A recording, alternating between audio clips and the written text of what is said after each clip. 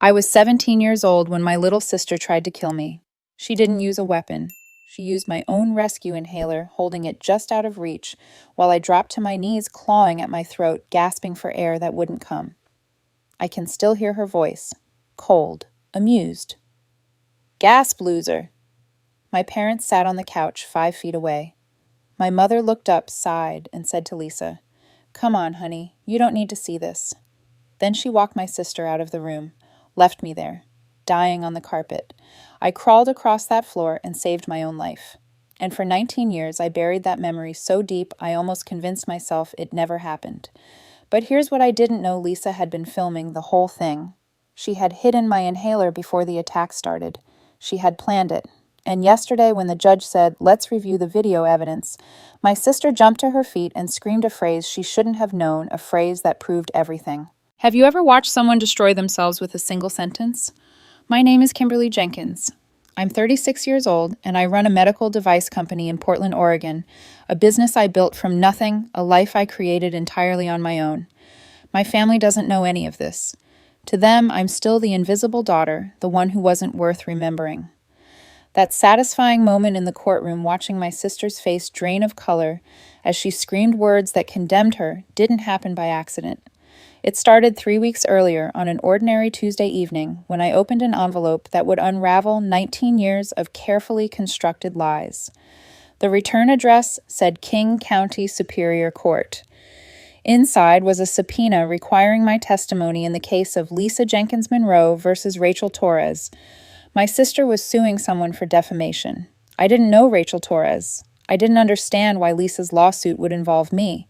But I knew one thing with absolute certainty: after 3 years of complete silence, after building an existence designed to keep my family at a safe distance, the law was now forcing me back into their world.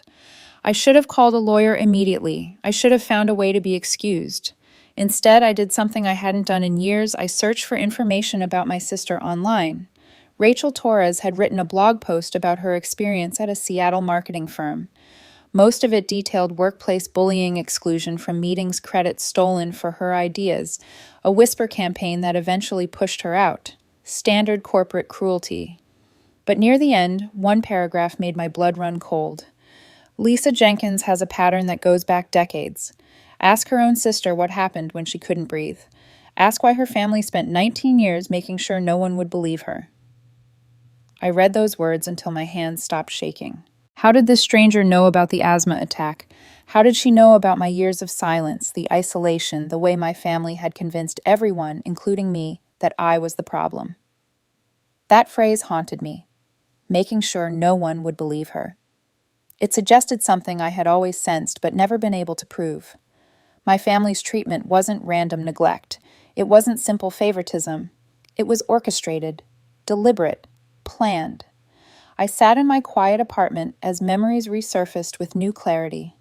At 19, I had driven 3 hours to visit my grandmother Margaret, directly bypassing my parents entirely. But when I arrived, my mother's car was already in the driveway. Margaret opened the door with cold eyes and said words I'll never forget. "I don't want to see you, Kimberly. After everything you've done, refusing to call, refusing to visit, telling your mother you hate me, I can't do this anymore." I stood frozen on her porch. I had done none of those things. But my mother had arrived an hour earlier and filled Margaret's head with lies, preparing for exactly this moment. 3 years later, my mother moved Margaret to a care facility 2 hours away. She told me Margaret had developed Alzheimer's and didn't recognize anyone anymore, that visits would only agitate her. I stayed away, believing I was respecting my grandmother's condition. I didn't know Margaret was mentally sharp until her final months. I didn't know she had spent years asking about me, being told that I didn't care. I picked up my phone to call a lawyer about being excused from testimony. Then I stopped. Rachel's words echoed, 19 years making sure no one would believe her. Someone out there had figured out what I had always sensed. And if Rachel knew, there might be proof. For 19 years, they made sure I had no voice. Now a court was legally requiring me to speak. I put down the phone and opened my laptop, searching for an old friend who might help me recover something I thought was lost forever. I always believed I was simply unlucky, the daughter who was loved less. But that night, reading a stranger's words, I realized the truth was far worse. I wasn't forgotten. I was deliberately erased. And somewhere out there, someone had kept the proof. The old friend I searched for that night was Erica Lawson. We had known each other in high school, though calling it friendship doesn't capture what we went through together. In 10th grade, Erica became the target of a group of girls who decided to destroy her for reasons that were never clear to anyone. They spread rumors about things she had never done, turned her closest friends against her, whispered in hallways until her name became something people avoided. By spring of that year, Erica was barely eating. She told me years later that she had written a goodbye note and hidden it in her desk drawer. I was nobody back then.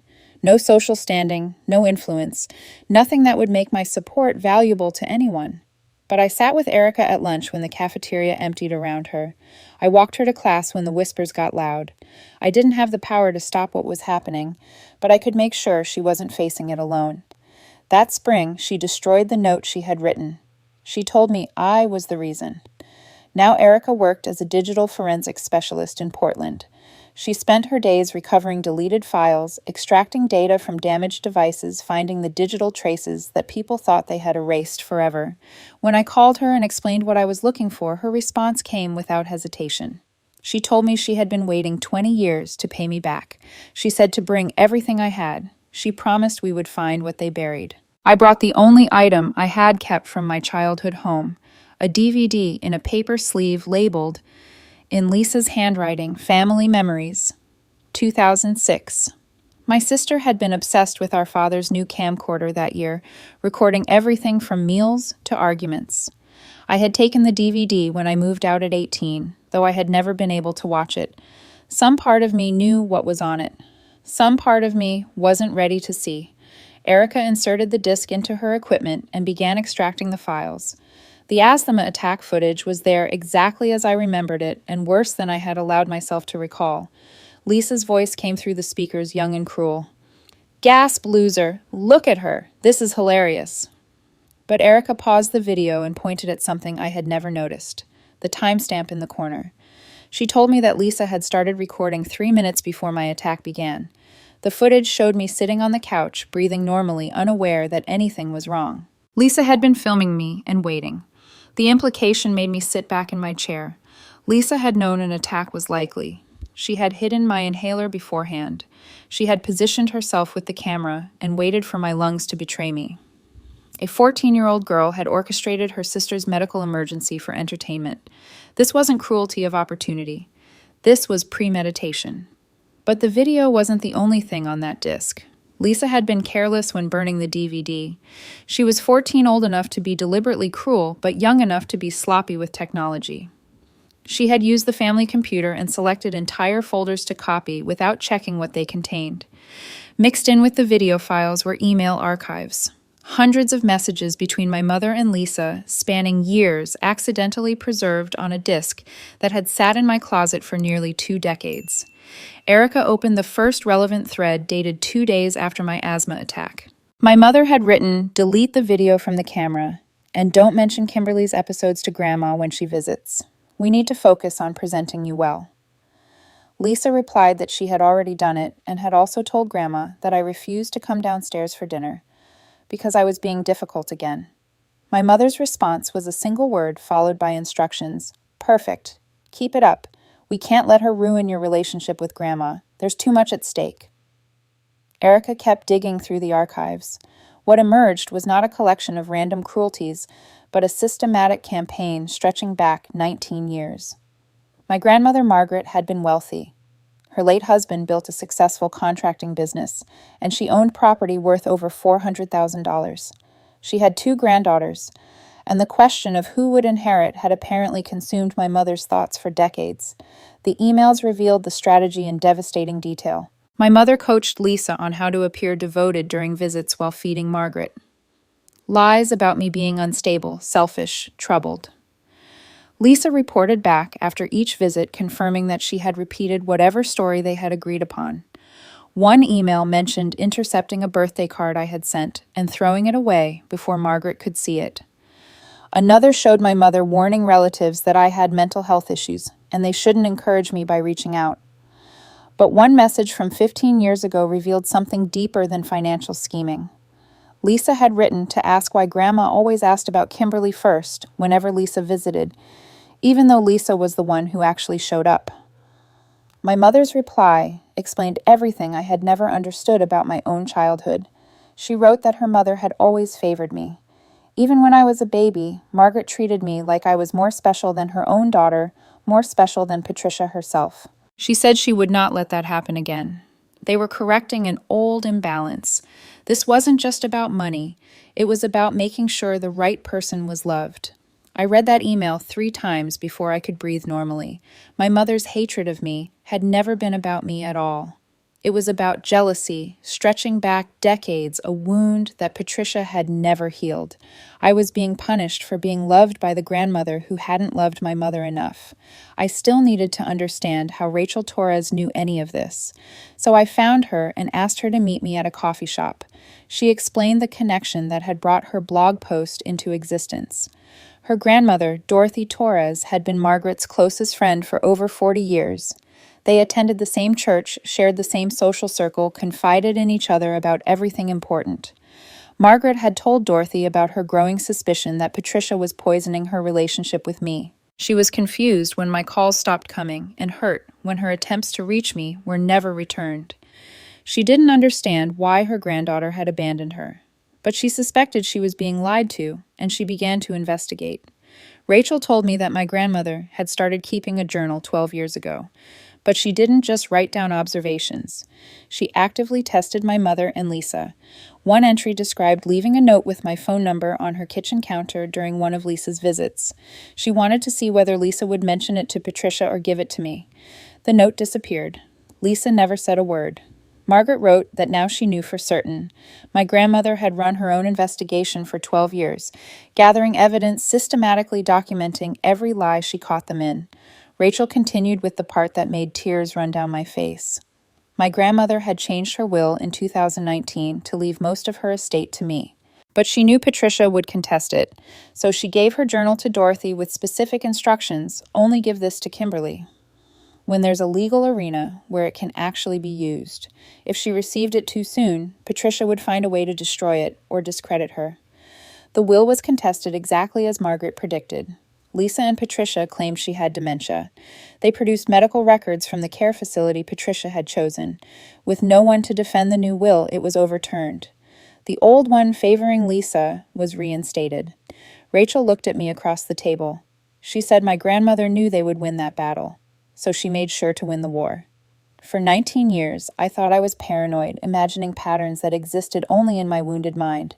But my grandmother had seen everything. She had tested them. She had documented it all. And before she died, she had prepared a weapon they could never destroy. They thought they had buried the truth with her. They were wrong. The weapon my grandmother had prepared was about to be used exactly as she intended. 2 weeks after meeting Rachel, I walked into King County Superior Court, carrying 19 years of buried truth and a small pendant around my neck that had belonged to Margaret. She had given it to me when I was 10 years old, whispering that I was special. I had worn it every day since her death, even when I believed she had stopped loving me. Now I understood she had never stopped at all.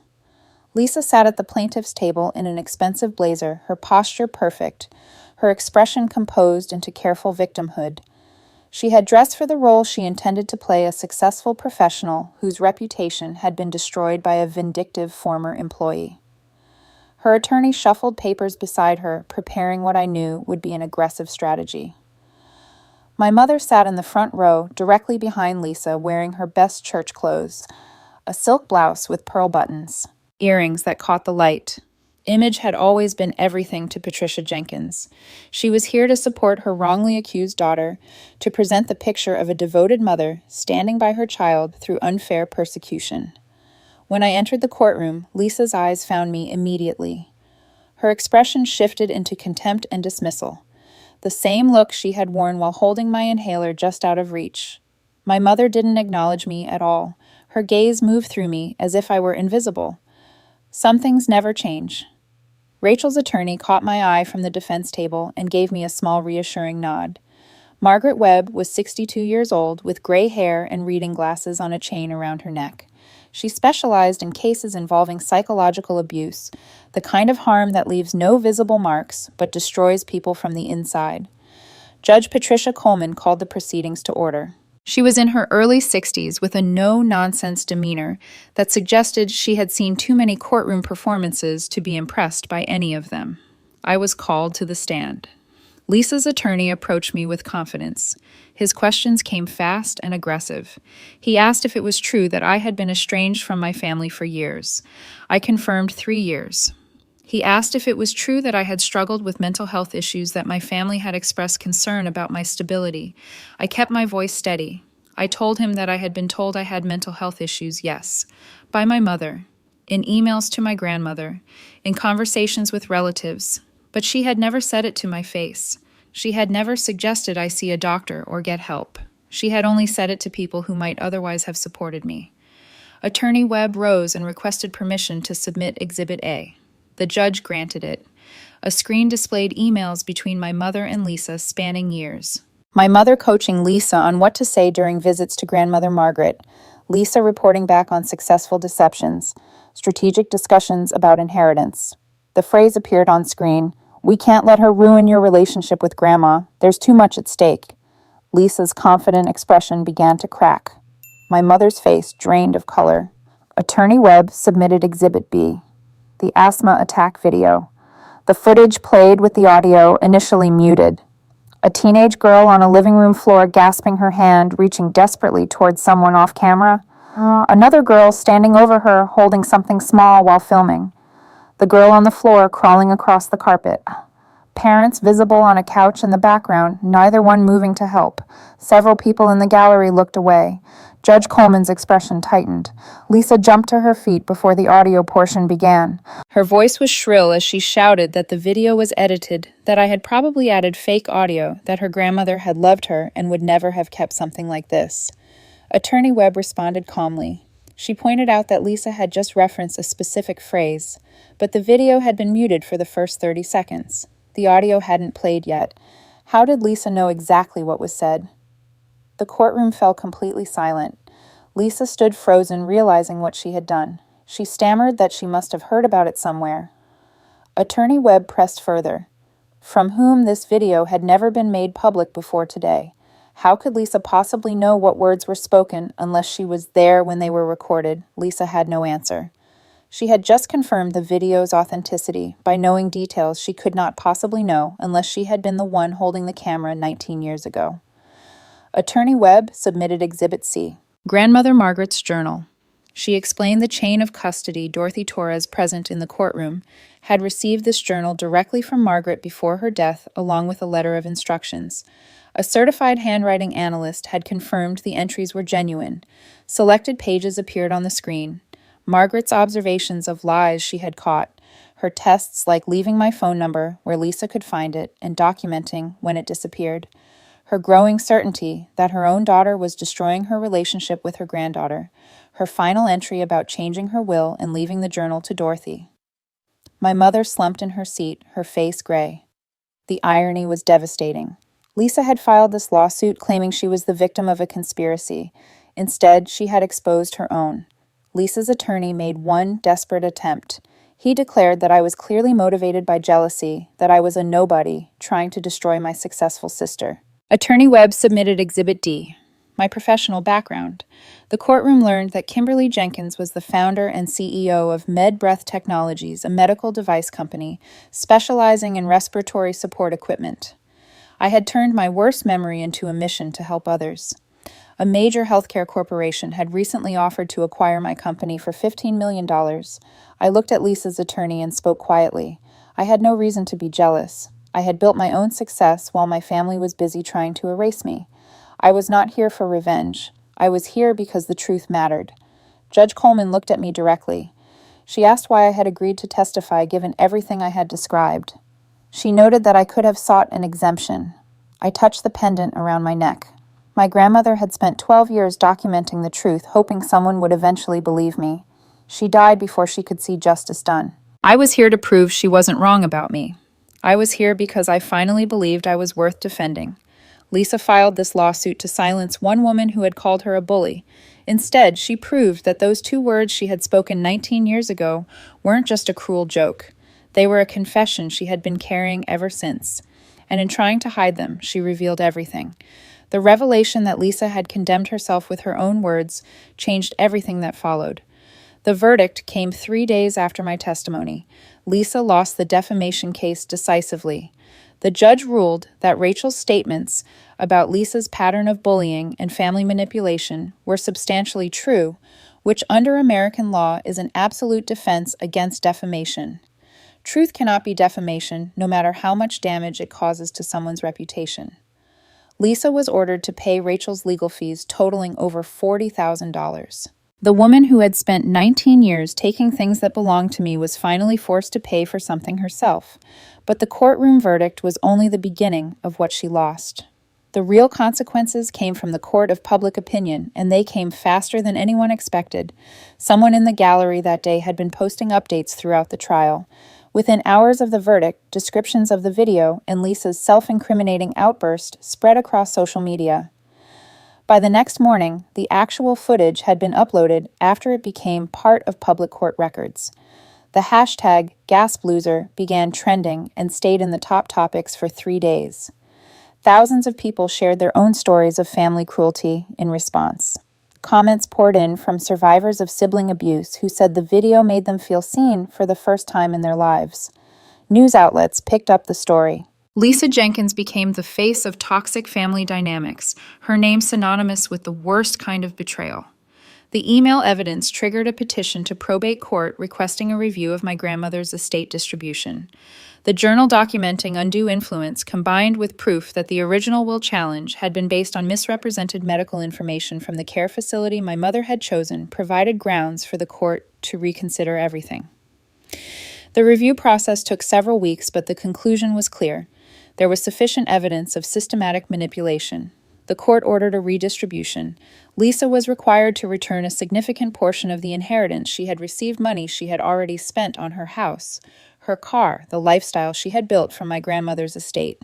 Her employer launched an internal investigation after the video went viral. A marketing director whose face was now associated with footage of her mocking a sister's medical emergency was not someone they wanted representing their brand. The company's public relations team determined that keeping Lisa on staff would damage their corporate image beyond repair. Within 2 weeks, she was terminated. The official reason listed on her paperwork was conduct unbecoming of a company representative. Her husband filed for divorce shortly after. He had married what he believed was a perfect woman from a loving, close family. He had believed Lisa's stories about her troubled sister, her difficult family dynamics, the estranged relative who had mental health issues and couldn't be trusted. Now he had seen the emails where his wife strategized about manipulating her own grandmother. He had watched the video of her smiling while her sister gasped for air on the floor. He told mutual friends that he didn't know who he had married. The woman he thought he loved had never existed. Lisa lost the money she had schemed 19 years to obtain. She lost the job she had used to bully others. She lost the marriage she had built on a foundation of lies. Everything she had worked for, everything she had stolen from me, crumbled in a matter of weeks. My mother's downfall was different, but equally complete. The Sunday after the story broke in local news, Patricia Jenkins attended her church, as she had for 35 years. She had served on the Women's Ministry Committee, organized charity events, coordinated holiday programs for families in need. She had built a reputation as a devoted mother and pillar of the community. Her entire identity was wrapped up in how others perceived her in the image of perfection she had carefully constructed over decades. The whispers started before she reached her pew. Someone had shared excerpts from the emails in the church women's group chat. The same women who had praised her perfect family for years were now reading her own words about working too hard to let Kimberly ruin things. They had seen the video of her sitting motionless on the couch while her daughter couldn't breathe. They were asking each other how a mother could watch her child suffer and do nothing, how a mother could walk her younger daughter out of the room instead of helping the one who was dying on the floor. By Wednesday, the pastor visited my mother at home. He was uncomfortable but firm. Given the circumstances, he suggested she step back from her leadership roles until things settled down.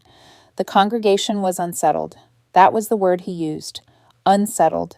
Her friends stopped calling. The women who had invited her to lunch every week stopped extending invitations. The book club met without her. The volunteer coordination emails went to someone else. For Patricia Jenkins, who had sacrificed her daughter's well-being to maintain an image of perfection, this was the ultimate punishment. Not legal consequences, not financial loss. The destruction of the reputation she had valued above her own child. She spent her days alone in a house full of photos of the family she had destroyed. 3 weeks after the trial, she appeared at my apartment uninvited. I opened my door to find her standing in the hallway looking older than her 61 years. Her gray roots were showing. She wore no makeup, something I had never seen in my entire life. Her clothes were wrinkled in a way that would have horrified the Patricia Jenkins I grew up with. She had been crying. She demanded to know how I could do this to my own family after everything they had done for me. I stood in my doorway and blocked her entry.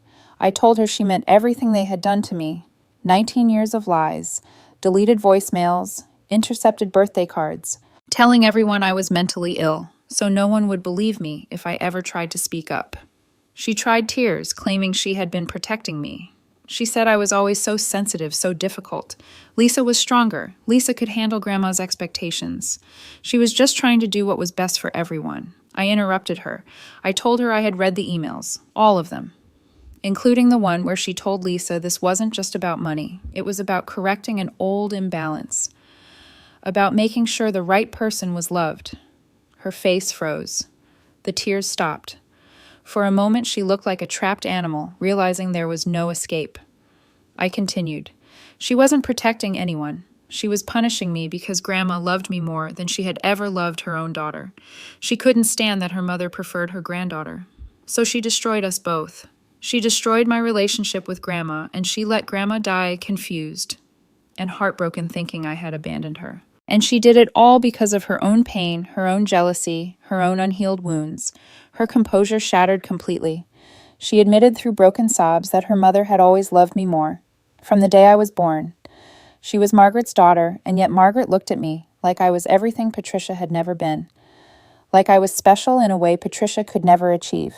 I told her that wasn't my fault. I was a child, and instead of healing her own wounds, instead of seeking help for the pain she carried, she chose to carve those wounds into me. She reached for me, desperate, begging me to come home. She said we could fix this, be a family again. She reminded me that she was my mother. I opened the door wider, but only to make room for her to leave. I told her she didn't lose me in that courtroom. She lost me 19 years ago, the day she decided I was worth sacrificing for Lisa's benefit. The only difference now was that everyone knew what she had done. Then I said goodbye and closed the door. I didn't cry. I felt nothing but exhausted relief.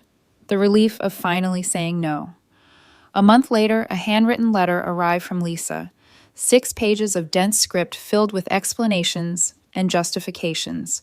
Childhood memories she tried to spin into evidence of sisterly love. Claims that Mom made her do it.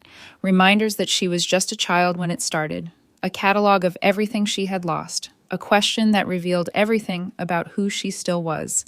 Haven't I suffered enough? I read all of it. I noticed what was missing. Any acknowledgement that what she did was wrong. Any understanding of the damage caused.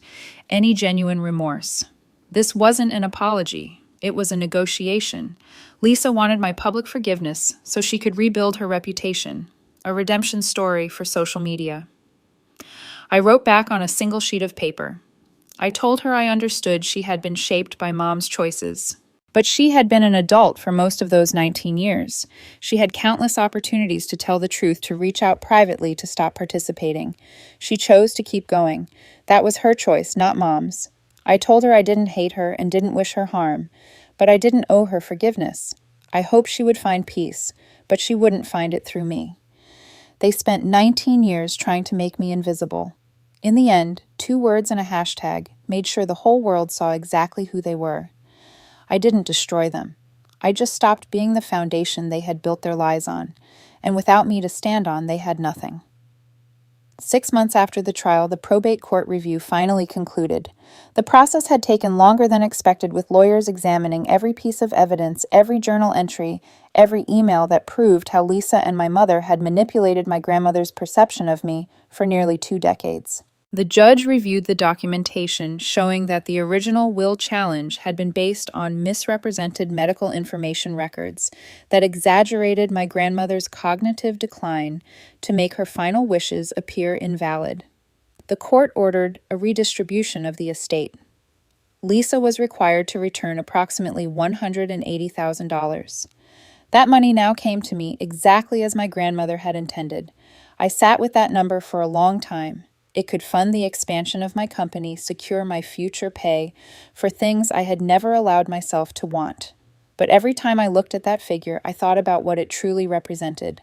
My grandmother spending her final years confused and heartbroken, believing I had abandoned her. My grandmother documenting lies in a journal because she had no other way to fight back. My grandmother leaving careful instructions with her best friend, planning for a battle she knew she would not live to see. The money was never the point. The validation was. Proof that I wasn't crazy. Proof that I wasn't paranoid. Proof that I wasn't the problem my family had spent 19 years convincing everyone I was. I didn't keep the inheritance for myself. I established the Margaret Jenkins Fund, a small foundation supporting survivors of family psychological abuse who need help starting over. The money pays for legal consultations when people need protection orders. It covers therapy costs for those who can't afford mental health care. It provides security deposits for people escaping toxic households. The practical things no one thinks about when they tell abuse survivors to just leave. My grandmother had wanted to protect me. Now I extend that protection to others in her name. The email from my father arrived 6 months after the trial from an address I didn't recognize. The subject line said simply, "From your father." I almost deleted it without reading. Robert Jenkins had been present for everything that happened to me and had done nothing. His passivity had been its own form of cruelty. But I opened it. The message was longer than I expected. He wrote that he didn't deserve a response and knew it. He admitted he had known what was happening, all of it. He had told himself it wasn't that bad, that keeping peace in the house was more important than standing up for his own child. He called himself a coward. He said he had chosen comfort over me. He told me that my grandmother had called him once about a year before she died. She had asked him to protect me. She had told him that Patricia was destroying my relationship with the family and someone needed to stop it. He had promised her he would talk to my mother. He never did. He never said a word. He wrote that he wasn't asking for forgiveness because he knew he didn't deserve it. He just wanted me to know that he was sorry, that his silence was as much a betrayal as anything my mother or sister had done. He ended by saying I had turned out remarkable and that it was entirely my own doing. I read the email multiple times over 3 days. Anger that he had known and done nothing. Grief for the father I might have had if he had been braver. Something almost like pity for a man who would spend the rest of his life knowing he had failed. I wrote back eventually. I thanked him for telling me the truth. I said it was more honesty than he had ever given me when it might have made a difference. I told him I didn't know if I could forgive him, but I could stop hating him. That was all I had to offer. It wasn't reconciliation. It wasn't closure. But it was honest. After 19 years of lies, honesty felt like something. A few weeks later, I accepted an invitation to speak at a support group for adults estranged from their families. I stood before a room of about 20 people, most of them middle-aged women. I saw myself in their expressions, the wariness of people who had been hurt by those who should have loved them, the exhaustion of spending years wondering if they were the problem. I spoke for 15 minutes about growing up invisible, about the gaslighting and erasure, about discovering that someone who loved me had documented everything, about building a life despite it all. When I finished, a woman in her 50s approached me with red eyes. She told me quietly that everyone thought she was being dramatic, that she should just forgive and move on, that family is family. I took her hands and told her that family is supposed to be the people who see you. If they spent years making you invisible, that's not family. That's just people who share your blood. She was allowed to protect herself. She hugged me tightly and cried. I held her and remembered being 17 years old, gasping for air on a living room floor, surrounded by people who were supposed to love me. I survived. Now I help others survive too. That evening, I returned home as darkness settled over Portland. I opened my window and let the cool air fill my apartment. I breathed deeply. No tightness in my chest, no fear. On my desk sat a framed photo of my grandmother, finally given the place of honor it deserved. Her arm was wrapped protectively around my 12-year-old shoulders. It was the only photo from my childhood where I looked genuinely happy. Beside the photo lay her journal. I opened it to the last entry written 3 weeks before she died. She had written that she might not live to see justice for her Kimmy, but she had made peace with that. She had done what she could. Dorothy had the journal. The will was set. Someday her granddaughter would know the truth. She wrote that I was never difficult, never the problem. I was just a girl who deserved to be loved growing up in a house that had forgotten how. She had always seen me, even when everyone else looked away. She called me her brave, strong, special girl. I was never invisible to her. I closed the journal and wiped my eyes. I picked up my pen and opened my own notebook. The working title was The Invisible Daughter. I turned to the dedication page and wrote, "For Grandma Margaret, who saw me when I couldn't see myself, and for everyone still waiting to be seen. Your turn is coming. You are not invisible. You never were." In the drawer beside my desk, my rescue inhaler sat unused for months. Not because I was cured, but because I was no longer suffocating under anyone's shadow. My grandmother left me more than money. She left me proof that I wasn't crazy, that I wasn't unlovable, that someone had been fighting for me, even when I didn't know it. Those 2 words Lisa used to mock my weakness became the words that exposed her cruelty to the world. Now I use my voice to remind others the people who tried to erase you don't get to decide your worth. Some stories don't end in applause. They end in truth, and truth is enough. If this story touched something deep inside you, I hope you carry one truth with you when you leave. Family is not defined by blood. Family is defined by the people who see you, who protect you, who believe in you when everyone else has been turned against you. If the people who share your last name spent years making you feel invisible, worthless, or crazy, you have every right to walk away. You have every right to build a life where you can finally breathe. To anyone still trapped in a toxic family dynamic, please hear this. The confusion you feel is not weakness. The patterns you notice are probably real, even when they insist you are imagining things. Trust yourself. Document what you can. Find people who believe you. And when the moment comes to speak your truth, do not stay silent. Your voice matters. Your story matters. You matter. If this story resonated with you, please subscribe to our channel and hit the notification bell so you never miss another video. I would love to hear your thoughts in the comments below. Have you ever experienced something similar with your own family? How did you find the strength to protect yourself? Share your story. You never know whose life you might change today.